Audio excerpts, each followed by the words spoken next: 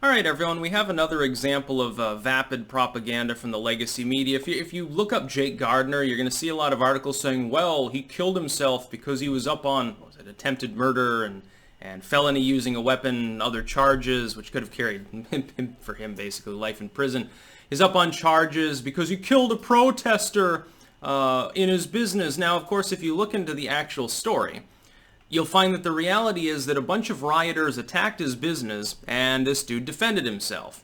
Unfortunately, in some states, inexplicably, the Second Amendment has been nullified.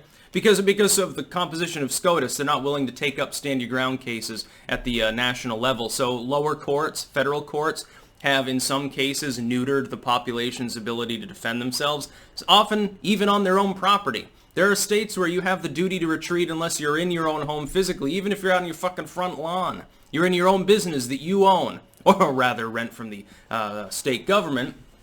Property taxes and business taxes apply. Yeah, I own this property, but if I don't pay this other person thousands of dollars a year, they take it away from me. It's really mine. No, it's not. Go to a state where there's no property tax and you live a little bit differently.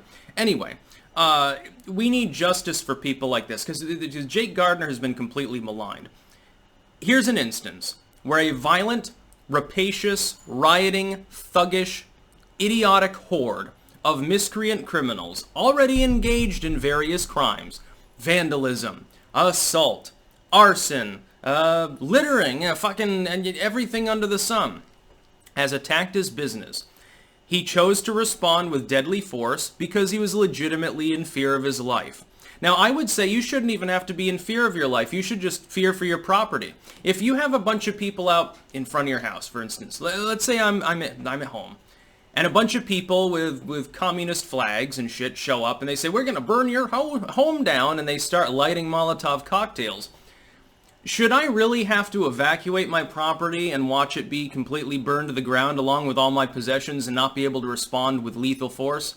I think that that's completely ridiculous. I think that we need nationwide castle doctrine, nationwide stand your ground, nationwide bans on all form of magazine restrictions, red flag laws, which I know Trump has tacitly supported, and I'm not happy about that, by the way. Try voting for Biden, see what he'll do to your Second Amendment.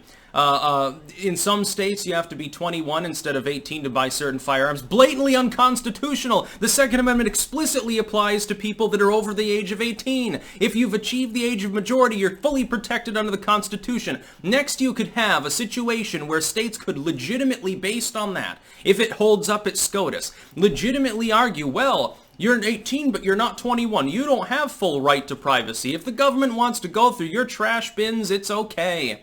If the government wants to put spyware on your phone and listen to everything you say, that's fine. Hey, you're not 21 years of age. Why couldn't you raise it to 25?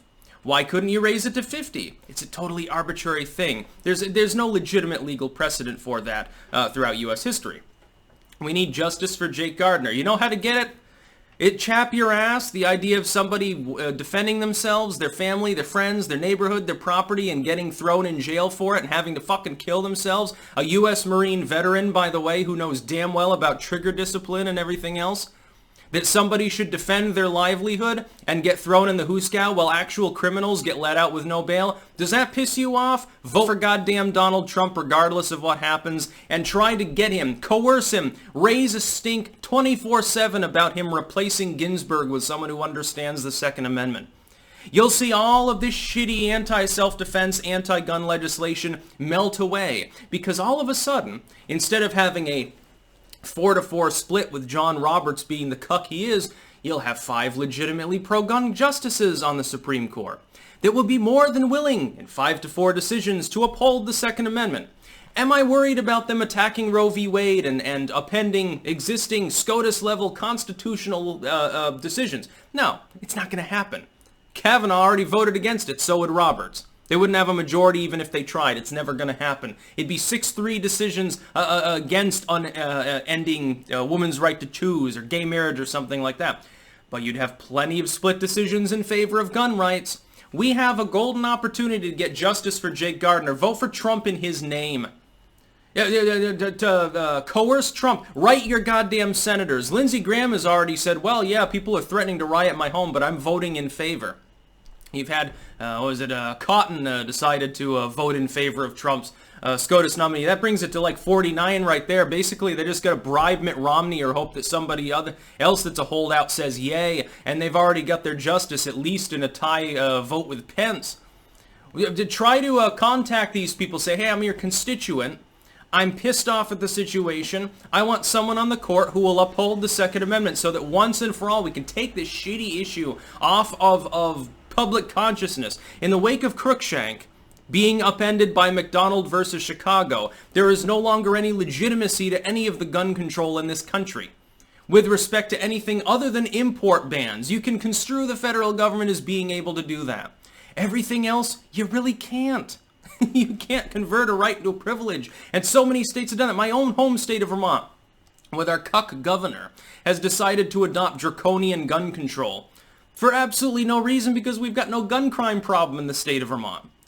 Phil Scott, in part, winning the election because Sue Minter was an anti-gunner, a la Bloomberg, literally being funded and helped out by the dude from New York. The same one that's pumping, by the way, $100 million into the Florida race to try to get Biden elected.